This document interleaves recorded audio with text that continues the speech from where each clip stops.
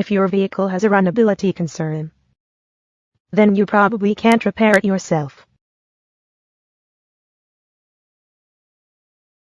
Hi, I am Jesse, your facts and tips person with Automotix.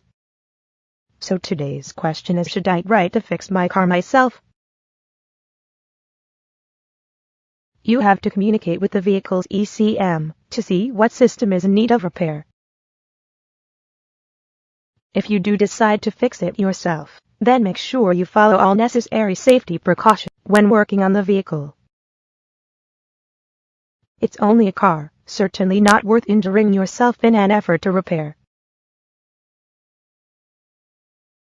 Till then, keep watching FAQ videos at Automotix. Automotix.FAQs. Get answers to your queries by posting it on our G+ page.